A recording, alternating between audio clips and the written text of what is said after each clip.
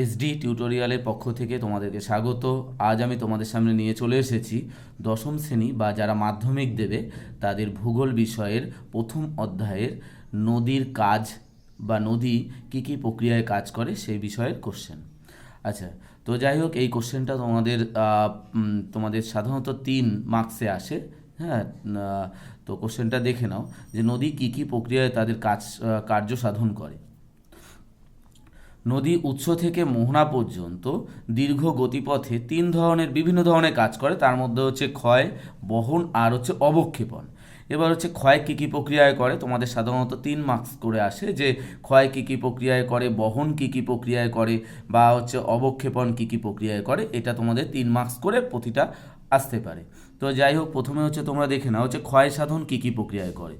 ক্ষয়সাধন হচ্ছে পার্বত্য অঞ্চলে ভূমির ঢাল একটু বেশি, তার জন্য এখানটা বন্ধুর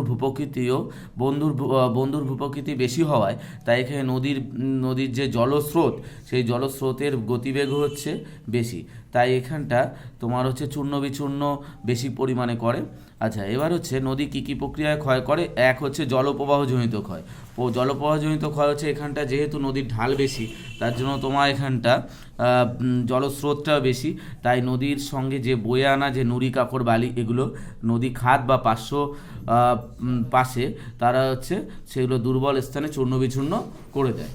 আচ্ছা, তারপরটা হচ্ছে অবঘর্ষ মানে কি? অবঘর্ষ মানে হচ্ছে নদীবাহিত যেসব ধরো হচ্ছে প্রস্তরখণ্ড রয়েছে, সেগুলো নদীর গর্ভে মানে নদীর নিচের দিকে ওগুলো যখন গড়িয়ে গড়িয়ে আসছে নদী খাতের সঙ্গে, সেই সব নুড়ি কাকড় বালির ওগুলো কী হচ্ছে, বড় বড় যদি হয় সেগুলো হচ্ছে একটা ক্ষয়প্রাপ্ত মানে ক্ষয় কার্য করছে, ক্ষয় সাধন করছে, এবং সেই জায়গাটা ক্ষয় সাধন হচ্ছে। আচ্ছা, তারপরে ঘর্ষণজনিত ক্ষয় কি?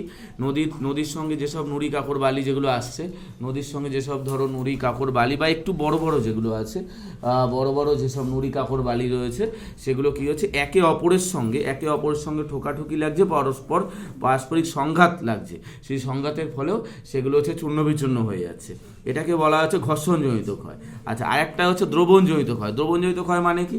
নদী যখন কোনো চুনাপাথর যেগুলো দ্রবীভূত হয়ে যায়, যেসব শিলাগুলো জলে দ্রবীভূত হয়, সেই সব শিলা সমৃদ্ধ এলাকার ওপর দিয়ে যখন নদী যায়, যেমন চুনাপাথর যুক্ত অঞ্চলে ওপর দিয়ে যখন নদী যায়, সেগুলোকে দ্রবীভূত করে ফেলছে, এবং সেটাও দ্রবণজনিত ক্ষয় বলে, আর সেটা দ্রবণজনিত ক্ষয়প্রাপ্ত হয়ে যাচ্ছে সেই এলাকা। আচ্ছা, তারপর হচ্ছে বহন। নদী কি করছে? তারপর হচ্ছে নদী ক্ষয়কার্যের ফলে যেসব নুড়ি কাকড় বালি রয়েছে, সেগুলোকে এক জায়গা থেকে অন্য জায়গায় কি করছে, নদী হচ্ছে তার জলস্রোতের সাহায্যে এক জায়গা থেকে অন্য জায়গায় বহন করে নিয়ে যাচ্ছে। এটাকে বলা হচ্ছে নদীর বহন কাজ। আচ্ছা, নদী বহন কাজ কী কী প্রক্রিয়ায় করে? নদী বহন হচ্ছে এক হচ্ছে দ্রবণ প্রক্রিয়া। এই প্রক্রিয়ায় দ্রবীভূত যেসব খনিজ পদার্থগুলো রয়েছে, যেমন তোমার হচ্ছে দ্রবীভূত যেসব খনিজ পদার্থগুলো রয়েছে, যেমন কার্বনেট, তারপর হচ্ছে তোমার হচ্ছে সালফেট, ক্লোরাইড, এগুলো হচ্ছে নদী হচ্ছে দ্রবীভূত করে এক জায়গা থেকে অন্য জায়গায় সহজেই বহন করে নিয়ে যেতে পারছে যেসব খনিজগুলোকে। আচ্ছা, তারপর হচ্ছে আকর্ষণজনিত। নদী অপেক্ষাকৃত বড় দানার যে হচ্ছে তোমার নুড়ি বা হচ্ছে বালি, সেগুলো নদী যখন যাচ্ছে, নদীর সঙ্গে সঙ্গে সেগুলো সেই নদীর জলের আকর্ষণে এক জায়গা থেকে অন্য জায়গায় চলে যাচ্ছে। এটাকে আমরা বলবো হচ্ছে আকর্ষণজনিত। আচ্ছা, লম্ফদান প্রক্রিয়া কি? মাঝারি যে শিলা আকৃতির যেগুলো ভাসতে পারে না, সেগুলো নদীগর্ভে নদীর জলের স্রোতের সঙ্গে সেগুলো এক জায়গা থেকে অন্য জায়গায় লাফিয়ে বা যেগুলো ভাসতে পারে না, সেগুলো এক জায়গা থেকে অন্য জায়গায় চলে যায়। আচ্ছা, আর ভাসমান প্রক্রিয়া কি? একদম যেগুলো ছোট সেগুলো নদীর জলের স্রোতের সঙ্গে ভাসতে বা দ্রবীভূত হয়ে ভাসতে এক জায়গা থেকে অন্য জায়গায় চলে যায়। এক জায়গা থেকে অন্য জায়গায় চলে যাওয়াটাই হচ্ছে বহন। তাহলে নদী কী কী প্রক্রিয়ায় বহন করছে? নদী হচ্ছে তোমার দ্রবণ প্রক্রিয়ায় বহন করছে, দ্রবীভূত অবস্থায়।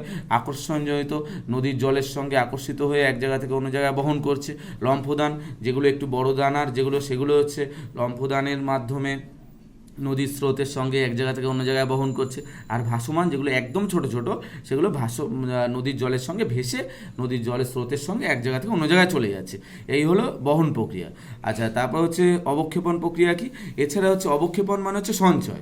তাহলে অবক্ষেপণ হচ্ছে এই যে ধরো নদীর গতিবেগ যখন লাস্টে সমভূমিতে এসে যখন নদীর গতিবেগ একদম কমে যাচ্ছে, ঠিক আছে, নদীর গতিবেগ যখন এখন কমে যাচ্ছে তখন নদীর জলের সঙ্গে যেসব বয়ে আনা যেসব ধরো ওই নুড়ি কাকড় বালি সেগুলো তো আর নিয়ে যেতে পারছে না।